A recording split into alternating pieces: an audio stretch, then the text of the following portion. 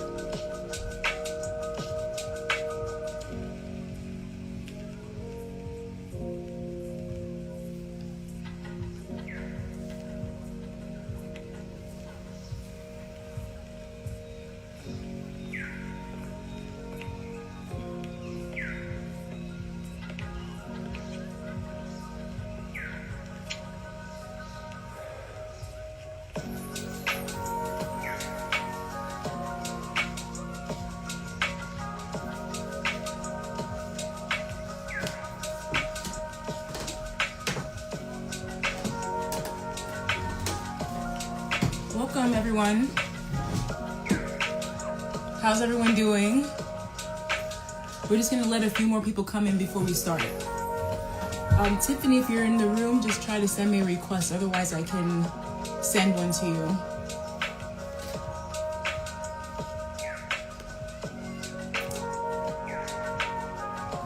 Hope everyone is having a good week. I'm sending out positive vibes to everyone. All the good vibes because we all need it every day.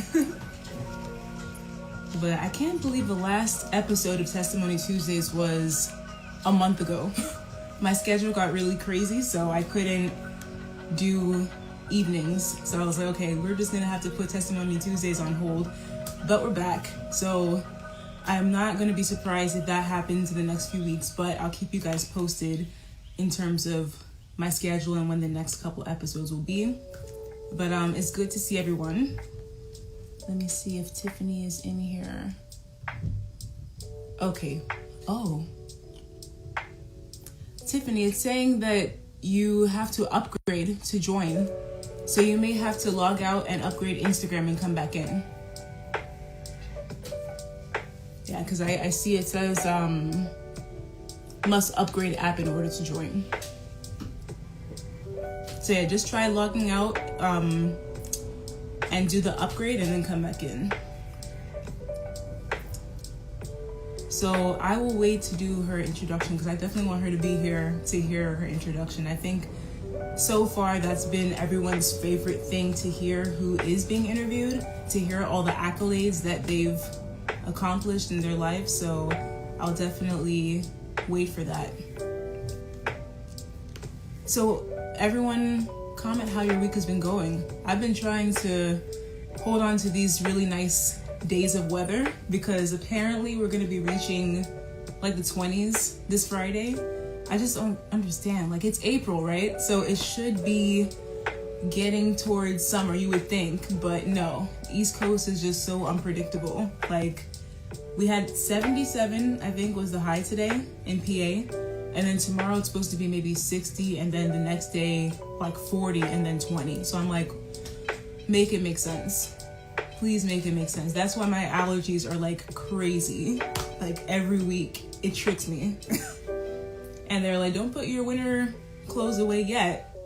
So I have my sweaters and my jackets still out and my spring clothes still out just in case, because every day is a different season. I know, right? Wait, what? Snow? Oh no. No, we can't do that. See, I said goodbye to snow a long time ago. Like in February, I was like, okay, peace be with you, and we'll see each other in December. But if it's snowing tomorrow in your area, I'm sorry. And I really hope that we don't have snow anytime soon here, because that was a lot. It literally snowed like, I would say 7 times, which is a lot. Like in the past few years, it hasn't snowed much. Oh, feel better, April. Feel better. Yep, my allergies have been crazy. It's ridiculous. And especially now that everyone looks at you sideways when you sneeze or cough, it's like, dang, what are you supposed to do? You can't really like hold that back in. Yeah. Yep, snow can miss us, honestly. I remember there were some places that were having snow last week, like down in the West Coast. And I'm like, I don't know how you guys are doing it. I would move in a heartbeat, because I was kind of a little bit spoiled with the warm weather the past 2. So yeah, 1 second. It looks like Tiffany's trying to message me. There might be something going wrong with her live.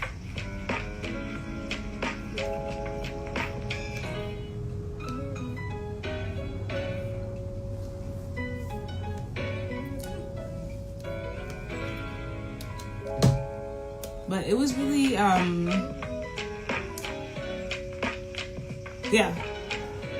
April, we are close. So I hope that we don't have snow. But if you guys get snow, there's a good chance we might get a little something. I hope not.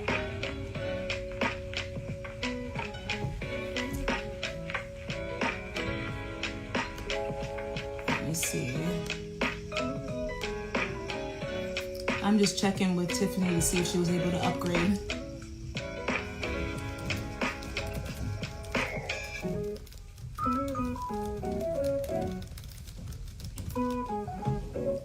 Rain. Yeah, see, rain's not too bad. Like April showers bring May flowers. You know, that's fine. But when you start, you know, taking a back step into snow, nah.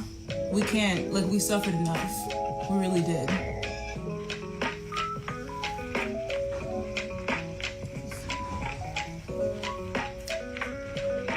Man. So what is one fun thing that you guys have done this month? Because I can't believe April's almost done.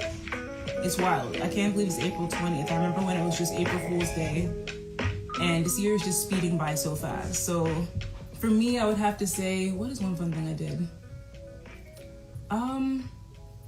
I think I gave myself a really great day off last week from all the work, and I just took a long walk in my neighborhood and like to some surrounding store areas. And it was just great because the weather was good and I wanted to take advantage of it. And, you know, being cooped up indoors most of the day, it makes you feel suffocated. So it was nice to be outside, get some fresh air, and, you know, kind of just think about life. I think that's something that a lot of us can relate to, just walking. Let me see.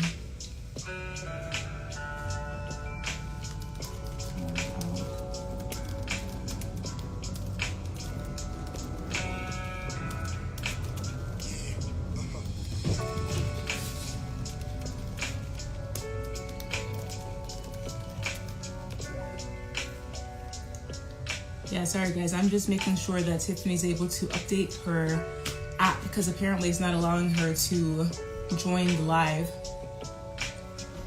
What, waking up at 5:30?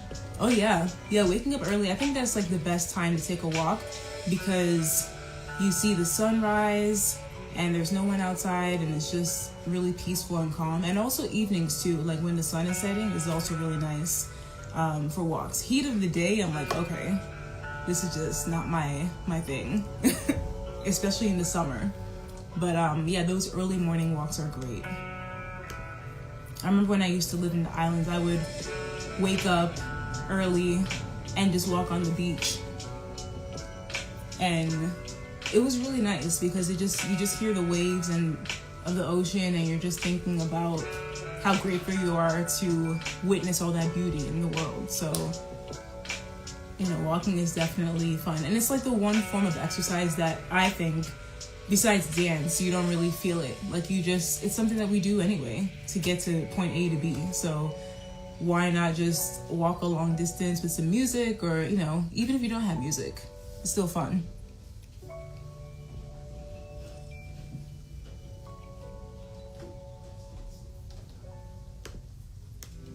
Close to the beach, yeah. Yeah, you know, it's funny because when I lived in Florida, I wasn't really anywhere near the beach except for a 30-minute drive. So I would have to drive down to the beach and then park and then walk. But honestly, I think it was better that way, because if I lived on the beach, I would not have been able to study. Like, I would just be sitting there looking at the ocean all day, just walking, because I just like that ocean breeze. So it's a good thing that I had to go out of my way to get to the beach in Florida. And also, like, there's always something going on Ocean Drive, Miami Beach. So it's kind of like a blessing in disguise. And it's really not that cheap to live on the beach either, because that's like a waterfront view. So from a student's perspective, I don't think many people lived on the beach. Most people lived either in the city or in the suburbs. I was like more of a suburbs type. Yeah, yep, I would be full-time on the beach. It's so easy to just sit there, and it's dangerous too, because I have gotten sunburn just being outside for hours, and I forgot to reapply my sunscreen.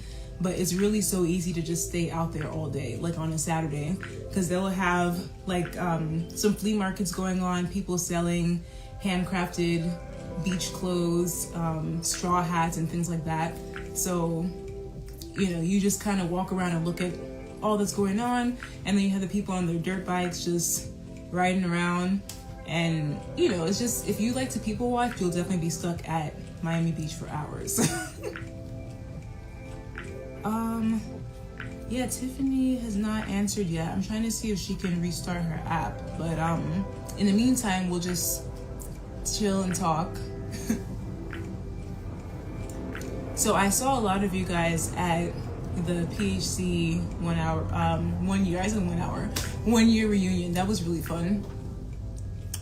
Wasn't allowed to wear a bikini because I had to wear sunburn. Oh man.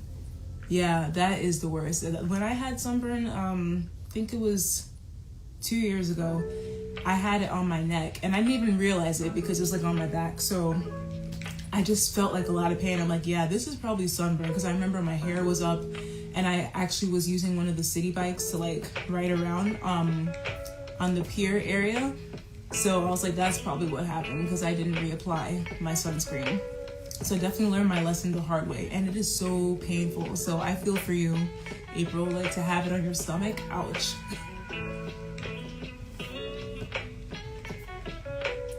Oh my gosh. Yeah, and that's the thing too. See, like, you're not even so worried about your own pain. You're just worried about the fact that your parents are gonna find out and you're gonna get in trouble. That's the irony of it.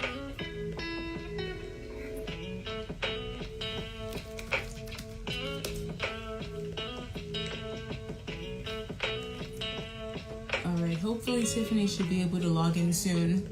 She's having some issues with updating her app. But yeah, sunburn, and also just bringing home sand. I think that's one of my pet peeves about being at the beach, is you just have random sand with you that is very difficult to get rid of. So, you know, it's like you get to the point where you can wash your feet off, and then your sandals probably already had sand on them, so it's kind of, you know, defeats the purpose. So you're always gonna have sand with you when you come back home. I saw this video the other day of this guy or this lady, she brought home sand, like took sand from the beach and she put it in her bathtub for her dog to like have a beach experience. And I was just like, why? Like, it was cute, but I'm like, who's gonna clean this mess up? That's what I'm thinking.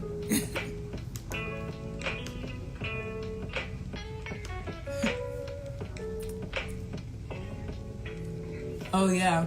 Yeah, I tan very fast. Like, I could be outside for maybe 2 hours and I'm already like bronzed up.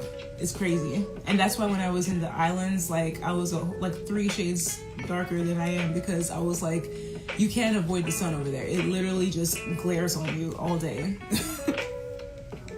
But ever since this, 2020 hit us, I've been literally mainly indoors, whether it's work or like home. So barely any sunshine. That's bad because you need sun for vitamin D. But I try to get outside whenever I can.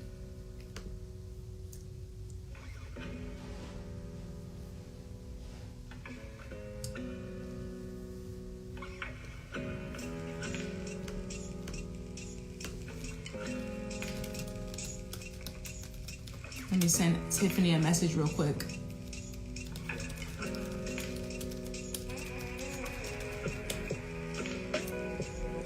So, yeah, beach. I would have to say the best beaches I've been to are in the Caribbean, but I know there's a lot of hidden treasures in the States too. Like, I haven't seen all the beaches in Cali yet. I've heard about like Malibu and all that. When I was down in Cali, it was Venice Beach that I went to, and I think it was Dockweiler Beach. So, but they weren't really like your typical beaches. Like, for example, Venice Beach, I think, was more of people dancing and, you know, like break dancers, mimes and all that. And then Dockweiler Beach was like the place that you could have cookouts and stuff. So it wasn't like, I didn't really see people really in the water or lounging or anything. But I've heard the place to really go is like Malibu and like elsewhere.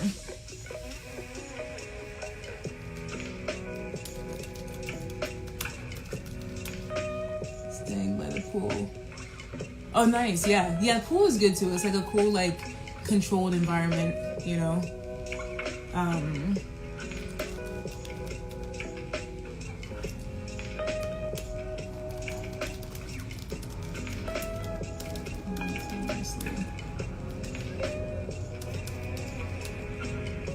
Oh, thank you. Kicking it with Jazz. La Jolla Beach in San Diego and Pacific Beach. Oh, okay. It wasn't really, yeah, like, I don't know. I just feel as though with Cali, I feel in my mind that the beaches are always so beautiful. But okay, great. I see Tiffany in here. So welcome everyone who just came in. I'm gonna read Tiffany's introduction and invite her into the room. But for those who are joining for the first time, I'm Dr. Beauty. I started this interview session and series in September of 2020, and I just wanted to use it as a way to pick people's brains about what makes them tick from different industries. So I've spoken with fellow medical professionals, authors, chefs, fashion industry individuals, and it's just really cool to see a window into the way people think and what drives them and what they've overcome in their lives. So that's pretty much what this series is about. And this page, Dr. Beauty, has been around since 2017, but I feel as though this is my favorite project that I've conducted on this page. So I really appreciate all of your support and everyone who has been interviewed thus far. It's been a pleasure hearing your stories. So without further ado, I'm just going to read Tiffany's intro and then I'll bring her in. Dr. Tiffany Caesar is a Black studies scholar who unapologetically embraces her work as a holistic healer. She holds a PhD in African American and African studies. Her current educational practice has an emphasis on Black women and self-care. She serves as a cultural heritage ambassador at the Nelson Mandela Museum in Mthatha, South Africa, and fellow at the Hush House Community Museum in Detroit, Michigan. The latter focuses on cross-cultural dialogue and social justice issues. Dr. Caesar has created an online series called Black Meditations with Dr. Caesar that shares stories of national and international leaders, artists, scholars, and activists using their work to heal and build the Black community. Her latest online public series on Black meditations was Mothering Self, Healing Practices During COVID-19. Now the series continues to focus on Black women and self-care in the 4-part series From Struggle Love to Self-Care. Her latest publication, titled Phyllis Mthatha Revisited, The Politics of Mothering Black Resistance Movements Through Writing, was featured in the International Journal of African Renaissance in 2020. She currently teaches fifth grade in New Iberia, Louisiana, while working on publications, community, and academic endeavors. So, everyone, please put your round of applause emojis in the comments as I bring in Dr. Caesar.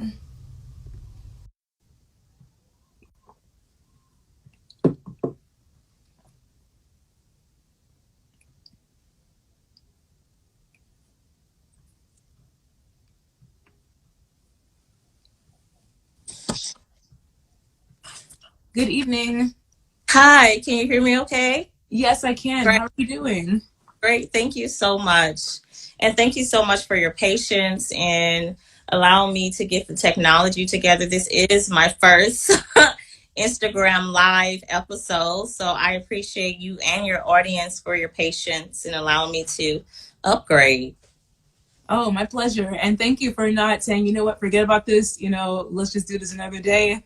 I think everyone from hearing your introduction was more than willing to delve more into your story. So thank you for updating and coming back to join us. So how are you doing this evening?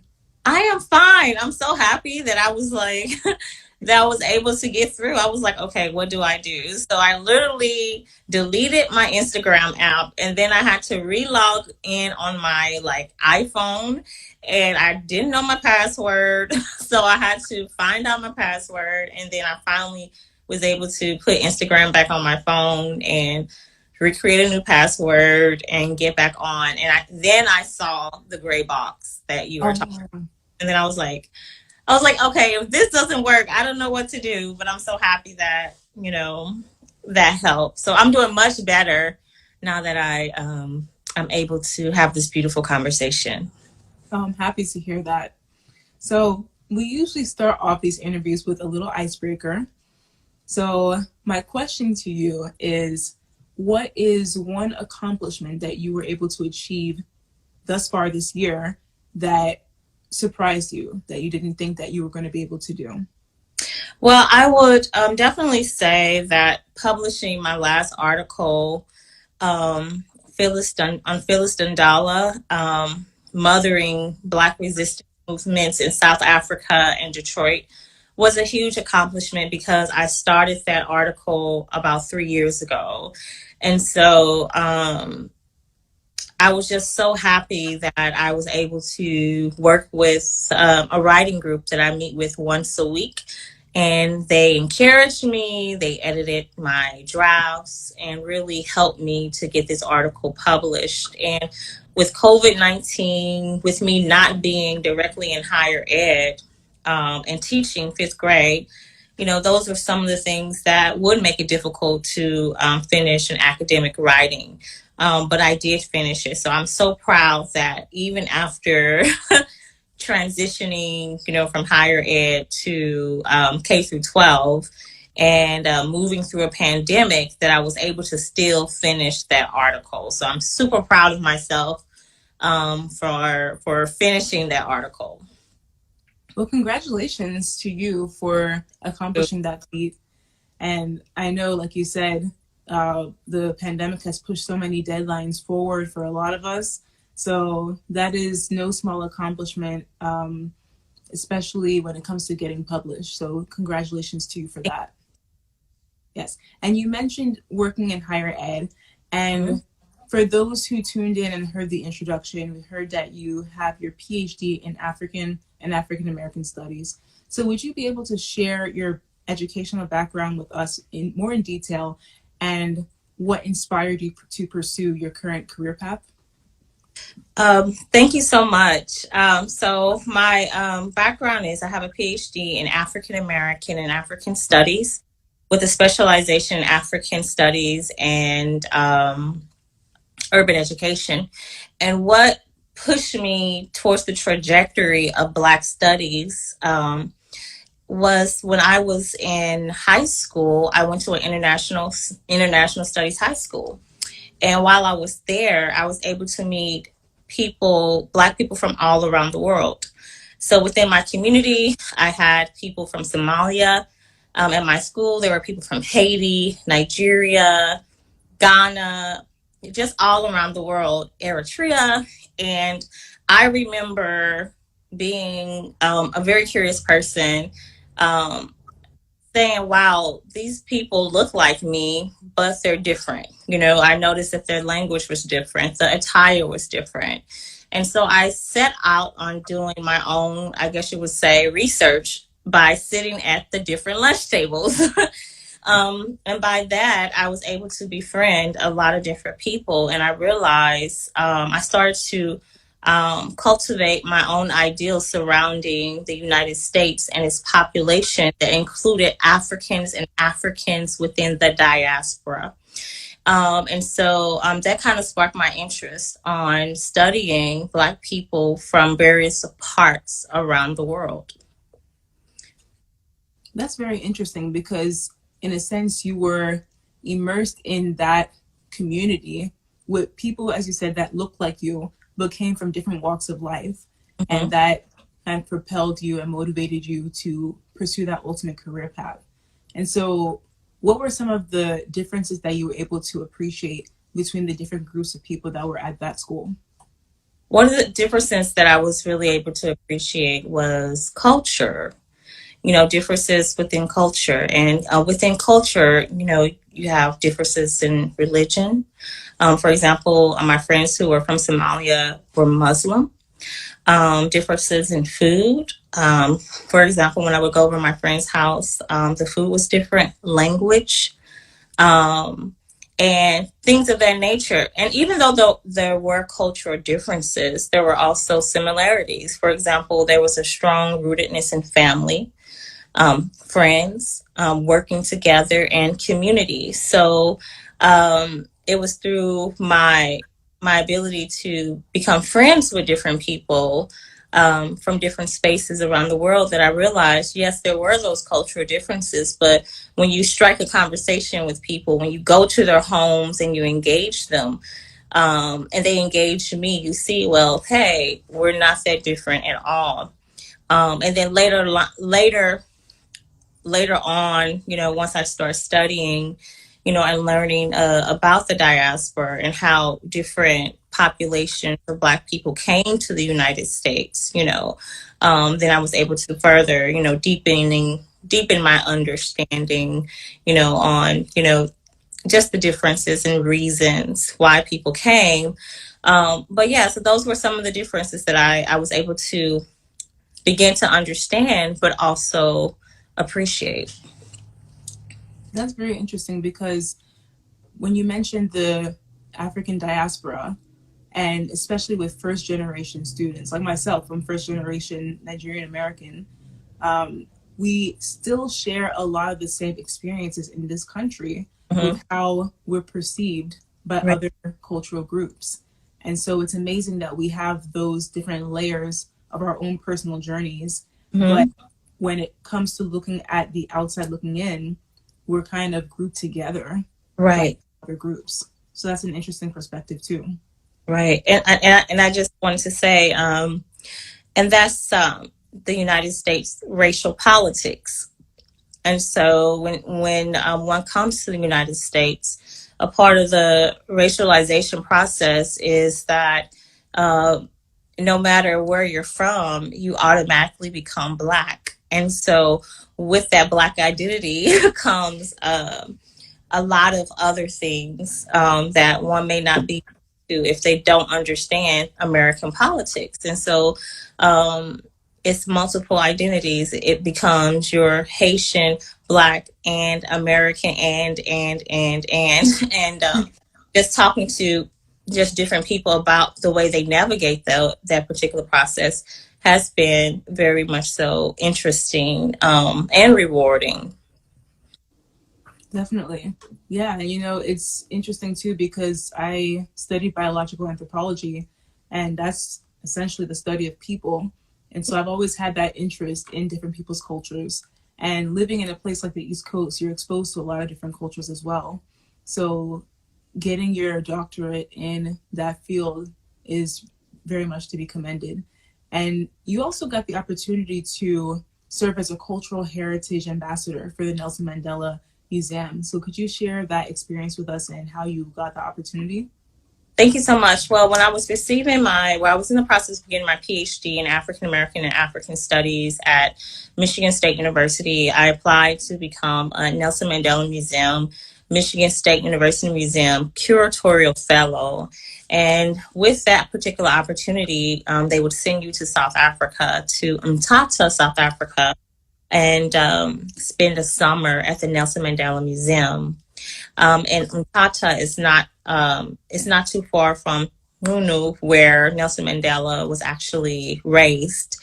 And that was just a wonderful opportunity. So while I was there, I was able to learn more about international educational programming. Because in addition of having a Black Studies degree, I also have a background in public history or curatorial studies, and my emphasis is educational programming, international educational programming. So I was able to learn about different ways that particular museum engage the community schools, engage the public, and also assist them with creating programs that will draw more people to their particular institution, and expand expand on creating like more like international programs with the youth. So that was my particular experience, and I did that 2 years in a row. So I did those 2 years in a row, and even was able to bring some international program to Detroit, Michigan, where I was also a fellow at the Hush House Black Community Museum. And so with those particular processes, it all stems from my high school experience of, wanting to make connections. It's just that instead of making connections with people, now I'm making connections with international institutions coming together, who are preserving Black cultural artifacts. Wow, that's really amazing. And that got me thinking too about the opportunities that you might have seen in Detroit, Michigan for students, even as early as high school, to have those foreign exchange experiences, Right. so to speak, to get more information on the African cultures. Were there any opportunities that you noted in that area in Detroit? Well, actually, I grew up in St. Louis, and I was in Detroit, Michigan, because it's near East Lansing, Michigan, where Michigan State University is. And I did my research. Part of my research was there. But Detroit has always been a hub of like internationalism, and especially when we think of like the museum world. So they're always bringing in international artists, academics, programs to the Detroit area. So it's not very hard. Also, with Wayne State University being there, and also as it pertains to my own research, Detroit's strong influence on the anti-apartheid movement. Detroit has always been a central location when it comes to Black activism, Black international activism, and a hub for people from all walks of life to come to live. So, yeah, Detroit is definitely a vibrant place when we think of global a global world. That's really amazing to hear, because I know at my undergraduate institution at Penn State, we had that exchange program where students were actually able to travel to Ghana for a semester, and they got to help with the students there, elementary age students, and it was just a great experience for all of them to see a side of Africa that's not really portrayed in the media. So it kind of dispelled a lot of stereotypes that they may have had. And of course, appreciating the fact that it is a continent, which a lot of people Right. don't know because of the way that the media portrays Africa. So, I mean, it's really great to see that bridge in culture. And you also have had several journal entries over the past few years. What have those experiences been like for you in your professional career, and how have they affected your personal views on the current sociopolitical climate? Thank you so much. Well, my first article, well, The first article that I actually published was when I was in undergrad, and it was called "It Doesn't Translate: The Relationship Between Africans and African Americans on Truman State University Campus." And as you know, when you're living in the United States, you know, just because you look alike doesn't mean that you're going to automatically get along. And so I was very interested to see what caused the tension between different Black groups. And what I found was there was a lot of just miscommunication and stereotypes on both sides. And again, once I was able to like talk to people, people were able to say, well, my mother said this or my father said this. And able to kind of like see that like one of the main issues when it came to a lot of tension was just misinformation. And at the end of that particular research that I made into like a theatrical piece, a one woman theatrical piece, I guess my remedy of the different tensions that existed between the Black population was, if you really want to know someone, talk to them, you know, and be open to learn about someone's cultural experiences. If not, you're going to believe the hype. And in the United States, when it comes to any place outside the United States, it's very stereotypical, especially when we think of the continent of Africa and the things that we see on TV. And so vice versa, when you think of African Americans, if you look at African Americans on TV, you see a lot of criminals. So you think that, you know, the Black people in the United States are extremely violent, right? And so when you have those misconceptions on both sides, then, you know, you have people who are not really engaging each other based on these particular stereotypes. And so I encourage people to, you know, talk to each other and try to break those stereotypes to create more of a unity, especially when it comes to the you said the social political issues that all Black people globally go through, right? You know, we just got the verdict that George Floyd, the police was, you know, indicted and will be sentenced for his death.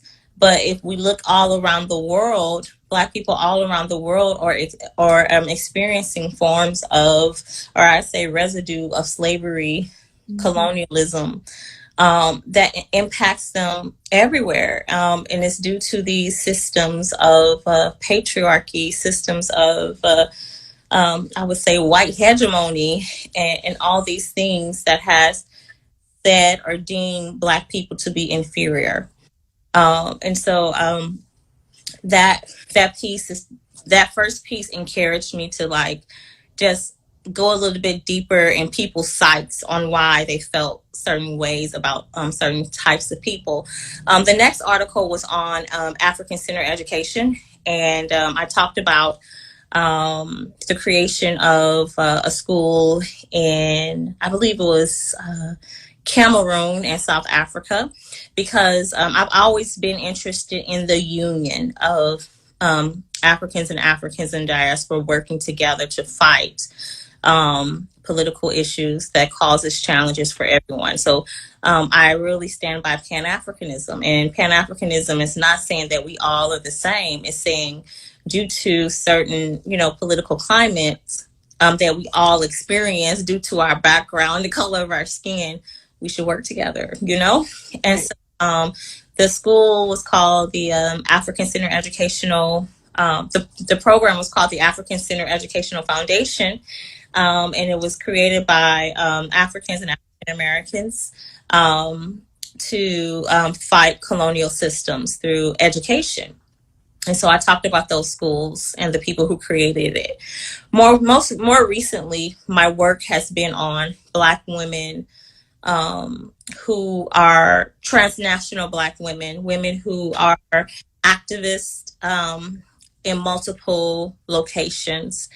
And they are creating institutions, and or their writings have been used to break barriers and or merge Black freedom movements. So in the beginning, my writing was it's always been African centered.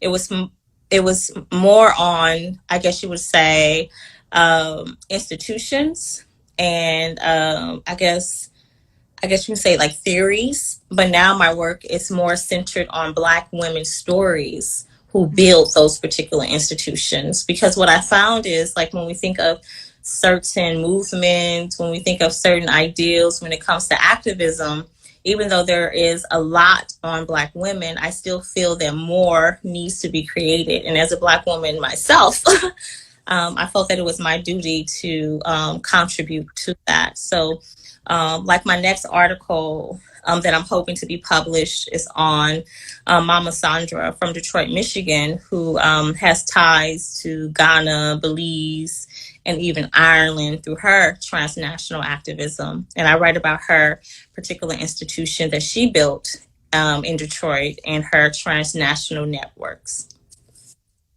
That is very inspiring, and I'm sure that we'll see your next publication very soon, that you just mentioned, because I think that's very important to emphasize the voice of the African and African American woman. We Yeah, have a unique perspective when it comes to the socio-political events that are happening, and our lives are literally a testimony to how we experience that in a different way than our right, male counterparts. And right. so we, in a way, serve as a pillar of the community as well, Yes, because we serve as mothers, as educators, as professionals, and activists to the 100th degree. So, I think it's really amazing that you're amplifying the voices of these women through your work. thank you. And what forms of activism have you been most proud of in recent years? Um, Most recently, I have been using writing as a form of activism, and that is something that I am very happy about. It took me a long time to um, get to the point where I can say I'm a writer. I felt like it was kind of one of those things that you like a big like pie in the sky. Like I'm a dancer, I'm a singer, but it's like I am a writer, and so my work is always um, questioning um, the way Black people are treated, whether they are in the United States, in South Africa, or in the world in general. And my work is always centering how Black women respond to these particular issues, whether it's racism, sexism, um, different forms of capitalism and the ways that it oppressed people. So, right now, writing is a form of activism because through writing, I'm able to share the narratives of Black women who have been on the front line and writing articles.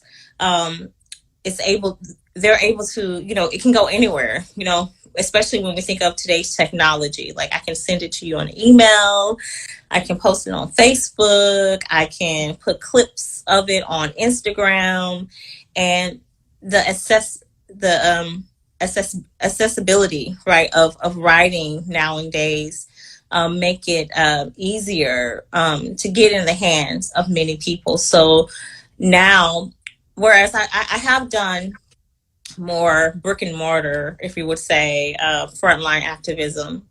Um, but now I'm using writing as a form of activism.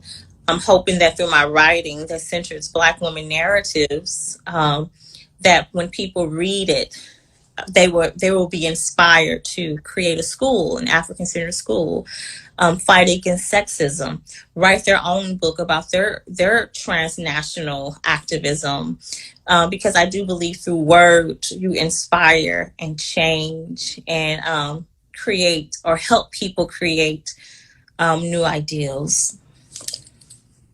Definitely. I agree with you 100%.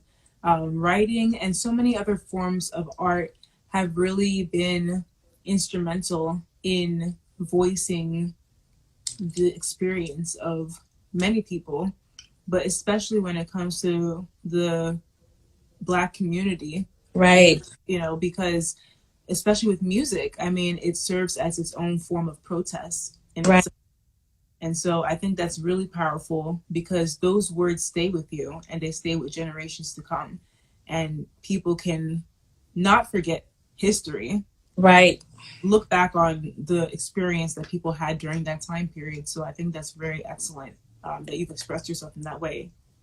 And by the way, I want to say you have a beautiful voice. I'm always happy to hear you share your music. Thank you. Forward to hearing more of that. Oh, thank you so much. Yes. It was one of those goals I had this year to just put out some singing videos because I don't really do that much in the hospital. Right. So, I think all of us have those different facets that we definitely need to display, especially with the power of social media. Right. Whether it's starting a blog or, um, video, YouTube. I mean, there's so many different avenues that we can express our talents. So I appreciate that. And you also mentioned earlier that you transitioned to working with K to 12. So can you talk about how that transition experience was for you and if you see any parallels in between these two lines of work? Thank you so much. Yes, I recently got my PhD in 2019, and my first job I was a visiting professor at Eastern Michigan University in the Department of Africology.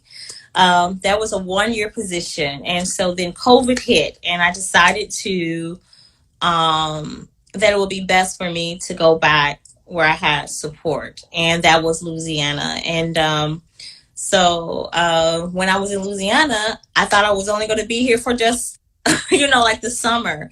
But the job market didn't go as I had planned when I was trying to get back into higher ed. And I received the opportunity to be a fifth grade teacher at a local school. And usually when you teach, you need to have a certification. But because I had a PhD, I was able to get a temporary certification for a year. So I said, okay, God, ancestors, here I go. And I transitioned. So for the last year, Dr. Tiffany Caesar has been teaching fifth grade English. And so as far as the parallels between higher ed and I would say K through 12 is that one thing is both forms of educational spaces, you have to be extremely organized. And I would say more organized for the K through 12 setting because you're dealing with children and children are still learning organizational skills. And I would have to say that that's one of the biggest challenges I had transitioning was because when I was teaching college, I can just tell a student to do this one time, right? But when you're teaching fifth graders, you have to show them. You have to, take your time. You have to be patient. And I feel like I'm just now getting the pace to deal with fifth graders, and slowing down for them. I would say some other parallels you will find is, I guess, just motivation. With both students, you have to motivate them. I don't care how old you are. If you're bored and you don't want to be in a class, you're going to be bored and you're not going to want to be in a class. And so for me as an educator in both, I guess, both spaces, I've had to learn how to engage students and make them want to learn. One big difference is discipline. I had to learn, I'm learning how to become a disciplinarian in fifth grade. I do not have to discipline adults, thank God. But in fifth grade, that has been a challenge. It's because, you have to have strict rules to keep fifth graders in order. And so I was really used to, like saying, hey, be quiet to an adult. Like, you don't have to do that to an adult.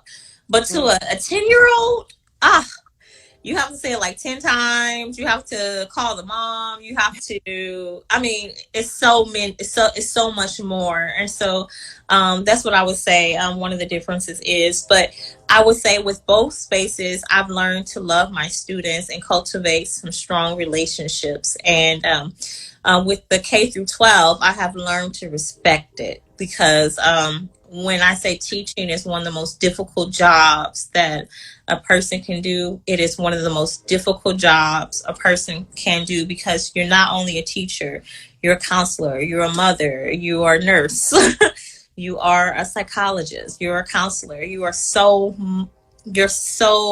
much more than someone who educates. You fulfill so many roles. And so shout out to all the teachers who might be looking or people who know teachers. I support you all and I feel you. Yes. Honestly, you said it all because educators, I feel, have had such an important role in the lives of children, especially during this pandemic, Mm-hmm. especially with the transition to Zoom education. Being able to command a child's attention for that long while they sit in a chair and stare at a computer all day and don't get to see their friends. I mean, we really haven't seen too much in the news about the psychological impact that this pandemic has on children, especially because school is just, like you talked about, organization. It's literally one of the first forms of organization that students really get as children. I wake up in the morning, I go to school, and I come back home and I get to see my friends. And now you're just stuck in this one environment and you don't really know how to process everything. And Mm-hmm. even the younger ones who literally they started school online, I Right. can't even imagine, what they've been going through. And what are some ways that you have been able to cope with the situation and also help your students to cope with online teaching? And so actually I don't teach online. I teach in person. And so my students had to wear masks the Mm, whole day, and so one of the things that I do is well, I would say like we have a recess. And so we'll go outside for maybe like 15 minutes and they can take their mask off right.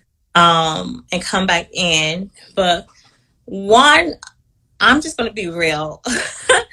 One of the ways I have motivated my students is by being there. And I know that it may not be as profound, but during this particular pandemic, it hasn't been very hard. It hasn't been very easy for educators, especially if you're teaching in person. At my institution, the students have to stay in one class the whole day. The teachers move around. You have to wear a mask. You have to follow COVID-19 protocol. Um, and it creates a lot of like just tension, and when you're 10 and 11, you're used to moving around, you are constrained. I am an adult and I feel I feel constrained, but I told myself when I started this job, no matter what, I would not quit. And so by just showing up every day and even when I have really bad days, because I do, I have bad days, I have made my promise to show up every day for my students and try to give them the best of me, and also to treat them with love and respect, and show that they are that they matter. Another thing I do is I try to, as much as I can, show them images of Black excellence. So, for example, I uh, we we saw a video of a Black illustrator who was probably a teenager, and he illustrates and writes. And so with that, I tell my students, you start now with your dream. So you don't have to wait to you're like an adult to start your dream. This young man is an illustrator. He's an author and he's young. Or we watched the beautiful young lady who did the poem at the inauguration. So I continuously try to show them students who look like them, or Black people who look like them, young and vibrant, who are change agents, because I want them to take their lives seriously. And so sometimes, I do get the grunts. Oh, Dr. Caesar, like, this is boring. I don't want to do it. But I'm hoping that one day, somebody, out of my class will remember me and be like, oh, this is what Dr. Caesar was saying. Also, I try to bring my full self to class. Like, at least once a week, I'm wearing something, that is African centered, whether that's a shirt or earring. I keep my hair natural.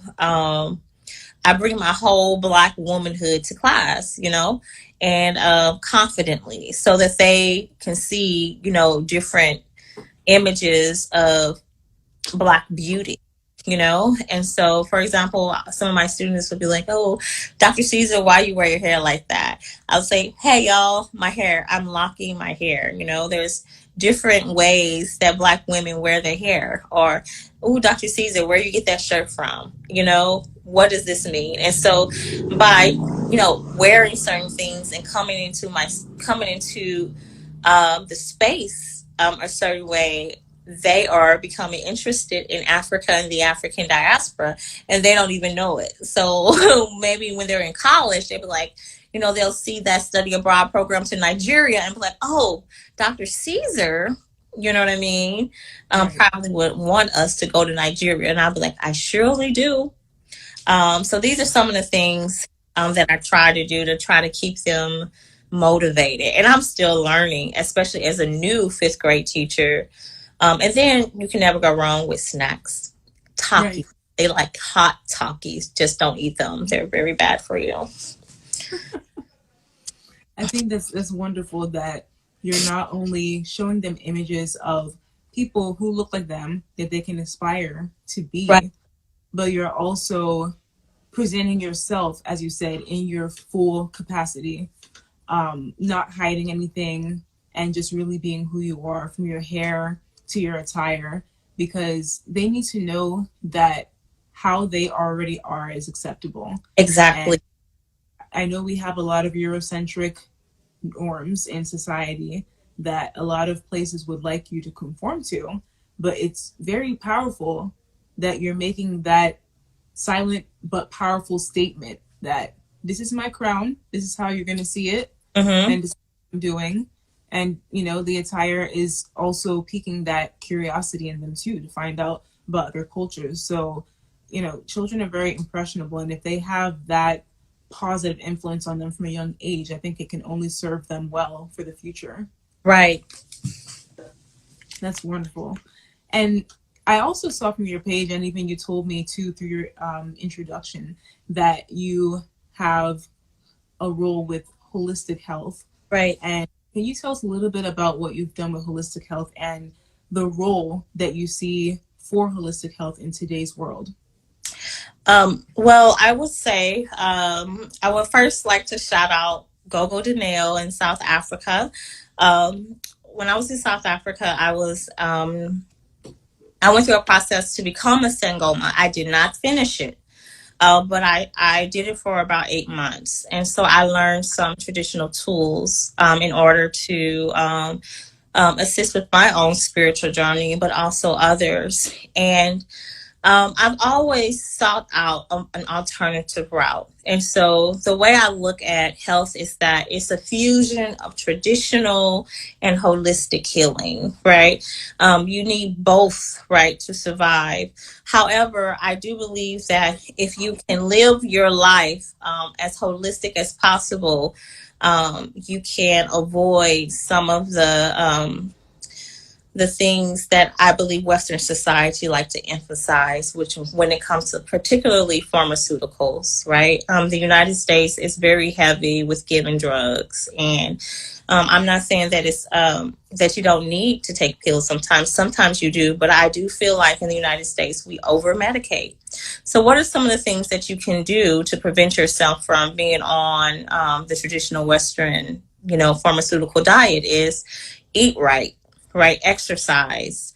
Try to put yourself in an environment that is healthy for your mind, body, and spirit. And one of the big alternative health treatments that I use in my life and I encourage others is fasting.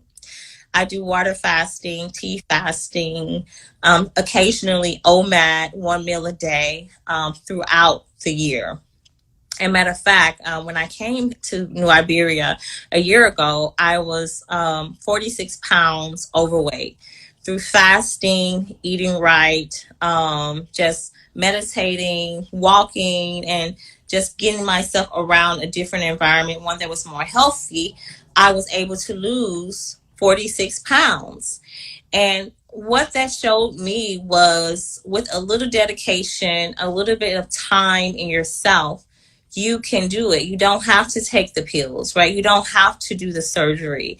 You don't have to do these quick fixes, because what quick fixes do is it hides the symptoms, right? Right. And I'm not saying that, I'm not bashing people who do surgeries or things like this to be healthy. But what I'm saying is, if you don't do a lifestyle change, if you do these particular things that quickly get you to where you want to be, you will get back to where you want. You'll get back to being overweight. You will get back to the things that you try to get rid of, because you haven't changed the cause. You haven't changed the root. So I'm really big on, as a holistic healer, I'm really big on people taking that journey to self-educate themselves. So I wouldn't want anyone to follow me and do exactly what I do. What I will do is bring a plate to you and say, look, these are all the different things that you can do to get your life together, right? You can exercise, you can fast, you can read, you can change your environment. Sometimes it's a job. You can quit your job, go somewhere else. But whatever you do, choose what's going to work for you and be consistent. Because when you're consistent with that, then that's where the change happens. So fasting may work for me, but it may not work for you. Maybe it's an intermediate diet, eating after 12, right? Maybe it's eating only fish and not meat. But what I encourage people to do as a healer is to find a holistic health plan that caters to your authentic life. And it's inclusive of your spirituality. It's inclusive of, your exercise and your food style, and your mental state. And so those are some of the things that I do. And as you mentioned, I have created online programs where I have allowed other women and other people to share their own forms of self-care, because at the end of the day, at the base of it is self-care. If you don't take care of yourself, who else will take care of you? And so I'm really a big pusher on taking the initiative. You take the initiative. I can provide you with tools, but I can't do the tools for you. I think that's very excellent, because that's why I'm such a huge advocate of holistic health as well. There are so many components that you mentioned, such as spirituality, meditating, looking at your physical environment, because there are a lot of stress factors that can be around you that you have to physically remove yourself from. Right. That's causing stress, because what chronic stress does is increases these inflammatory markers in the body, and it actually suppresses your immune system and can lead to chronic illness. And so we look at stress as a contributing factor to chronic illness, and that's so great that you mentioned that people should be aware of that. And also the diet and movement, because especially people who may have an office job where they don't get to move around that much, and they have to rely on fast food, or they feel as though they haven't really thought outside the box in terms of ways that they can kind of supplement healthier food options. And even the fasting that you talked about is very effective for a lot of people. But as you mentioned correctly, so there's not a one size fits all when it comes to lifestyle, and people have to be mindful of their personal metabolic rate, because that affects how fast they could lose weight. Mm-hmm. Also, like you said, some people may benefit from a pescatarian diet or a vegetarian or vegan. It just depends on their particular and unique health profile. So I think that, there's so many natural remedies that you talked about that people can try before getting hooked on the pharmaceutical side. Yeah, Because once you start, it's can be difficult to stop. yeah, yeah. Yeah. And you mentioned the fasting as well, soup and teas, and I saw that you were making some soups and teas too on your page. So, what are some of the types of soup and teas that you were using? Well, one of my biggest fasting tools I use is tea. And the reason I use tea, because I've done water fast, but what I find is that with water fasting, it's hard to do anything else because you don't have any type of nutrients in your body. But when you do a tea, most tea have some form of antioxidants in it. So it gives you a little bit of energy and at least makes you feel like you're doing something more than just drinking water. Bay leaf tea. I love my bay leaf tea. And my father, he would go to a tree in Louisiana and bring me back fresh bay leaf, and I literally just boil it in a pot, and I drink it like that. Now, if you want to get fancy, you can get the tea accessories, right? But you can just put a couple of leaves in a cup and pour it over, and just try not to swallow the leaf. It's not going to hurt you. Bay leaf is edible. You can do that with any tea. You can do it with a green tea. I've done jasmine tea. I've done a black tea. And if you want to add more to it, you can do sea moss. Sea moss, a lot of people have been talking about sea moss. Sea moss have, I think they said 92 essential, like, I guess, things that the body needs to survive. So there are ways to supplement your fast. You can do it with tea. You can do it with sea moss. You can do it with juicing.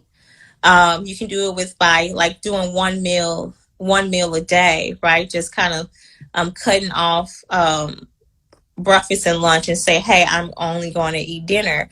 But it's, yeah, I usually do a tea. As far as soups, I do enjoy making my soups. Soups are anything with water in it, vegetables with water. Usually it's best because I do meat, you know. So I love my onions. I love my peppers and potatoes, greens and water. So soup for me is anything that I can put like water over, and I can consume, which usually consists of vegetables. That sounds really healthy, and I know that a lot of people benefit from that liquid diet because it's easier for the body to process. They don't have to spend hours digesting all this solid food, and it also just makes you feel lighter throughout the day and clears up that brain fog that people can get from having such a diet filled with saturated fats and all the crazy things out there. Right, right. Yeah. Yeah, well, I really do agree with you on many of those points in terms of holistic health. And you've pretty much done it all. You've had this experience abroad. You've been involved with just amplifying the voices of so many women in the community when it comes to a wide variety of topics. And going forward, what are your plans for building your brand in the future and continuing your role as an activist? Thank you so much. Last year, I created an online platform called Black Meditations with Dr. Caesar. It's on Facebook. And what I do is I interview people who have positively impacted their community. So it can be artists, it can be activists, it can be political figures, right? And a part of my brand is about sharing the narratives to others to inspire them, similar to what you are doing with Testimony Tuesdays. And I would like to continue with that. I think it's so important to provide a space for people to share their stories, because it's through sharing your story that other people are inspired, and you just never know who's listening. And I remember when I created Black Meditations with Dr. Caesar, um, it was a lot going on, right? We had the police brutality, you know, we have the the protests that were going on. And I remember being in New Iberia thinking, man, what can I do to make an impact? How can I share the narratives of people who are on the front line, people who are making a difference? And I was like, well, I have the internet, I have a computer, and I know people. You see, I know some really great people.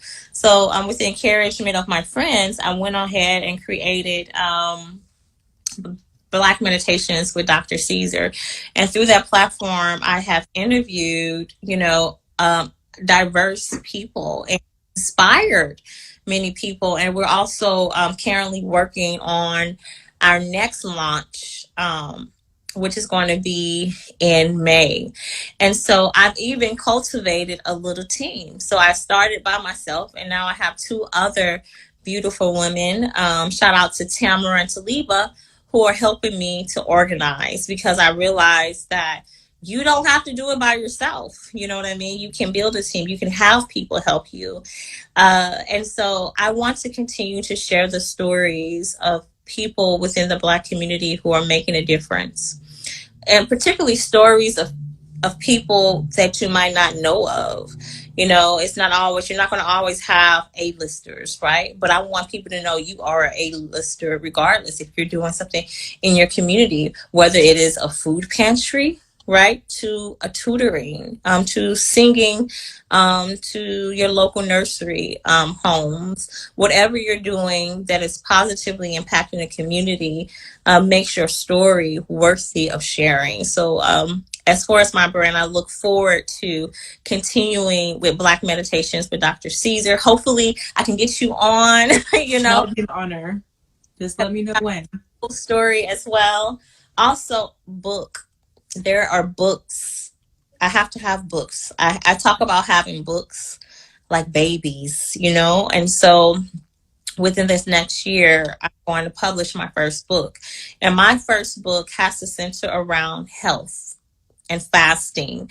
Fasting as a form of political resistance, fasting as a form of self care, and how I use fasting to center my life and others as well, because I so much believe in fasting, but not just fasting as a holistic health thing, but the political and social economic factors of fasting, because honestly, everybody cannot afford health care.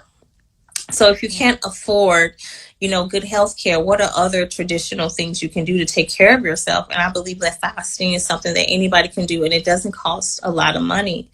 But of course, you have to do your research. Anything that you do, you have to do your research. And if you know somebody who has fasted, I definitely would say talk to them, read a book, right? So I definitely see within my brand a book coming out pretty soon about the politics of fasting and self-care. In addition, more traveling. I haven't been able to go anywhere within this last year, so I look forward to sharing my narrative in more global spaces, hitting your home country. I was in Cameroon and did not go to Nigeria, so I have to go to Nigeria, and just go to other spaces and continue to network with beautiful Black women who are making a difference around the world. So these are some of the things that, I see myself doing in order to expand my brand, because at the center of my brand is helping people, helping people. I love it. I love everything you said. And I like especially the fact that at the center of your goals going forward, you want to help people, because there's always someone to be helped. And in helping others, we can build a network of people who can impact the community. So I think that's amazing. And that you've expanded Black Meditations with Dr. Caesar to a team. And as you said, I'll definitely love to be a guest on there whenever you have a chance, because I totally agree with your point that sharing these stories is a way to uplift people, especially those who are going through similar Right. circumstances that we are, that there's a light at the end of the tunnel. So it's great to uplift others by sharing your own testimony. And that was the premise of this series as well. So I love seeing you doing that so effectively as well with Black Meditations with Dr. Caesar. Thank you so much. And I know that your book with fasting is going to be amazing too, because I haven't studied it in terms of the political effect. And I think that will be amazing for people to learn, because it's somewhat been associated with religious and health purposes, but seeing it as having a political role is empowering in itself. Yes. Thank you so much. Oh, you're welcome. Well, Dr. Caesar, it's been such a pleasure speaking with you this evening. I really appreciate your time and the thorough answers to the questions that I had. You hit all the points perfectly, and that really inspired everyone who was able to witness this interview. And for those who missed it, it will be available on YouTube as well as this Instagram page after the interview, so you can watch from the beginning. And do you have any websites or links that anyone can follow to keep updated with you? Thank you. Yes, so much. So I mentioned on Facebook, I have Black Meditations with Dr. Caesar. It's literally spelled just like that. Black Meditations with Dr. Caesar. You can look that up. You can look me up on Facebook, Tiffany D. Caesar. Also on Instagram, I'm Tiffany D. Caesar. And I'm working on a website, but I don't have it up yet. But you can find me on Facebook as well as Instagram. I also have a YouTube, Tiffany D. Caesar. Tiffany D. Caesar, where I also upload my episodes of Black Meditation with Dr. Caesar for people to see. So these are some of the places where you can find me and contact me. I love, meeting new people and engaging new people. So please come to one of my spaces. Perfect. I'll definitely find you on YouTube as well, so we can connect that way and see the other episodes that you've had of your show, because I definitely feel as though it's such an inspiring project that you've got. And I know it's going to expand 100-fold, because the power of social media is very incredible. So Right. I wish you all the best in the endeavors that you have for this year and beyond. And I know we'll definitely be in touch. We've been connected on Instagram for a while, so we'll definitely be in touch after this interview. Thank you so much. I truly appreciate it. And I'm sending you positive vibes, abundance, and growth in all your endeavors. Thank you so much. Thank you. And thank you for everyone who was able to tune in. As I mentioned, you can watch this on YouTube afterwards. The link will be in my bio. And also it will be on IGTV on this Instagram page. So thanks again for everyone tuning in. And I wish everyone a beautiful rest of the week. And have a great evening, Dr. Caesar. And we'll talk soon. All right. Bye. Bye.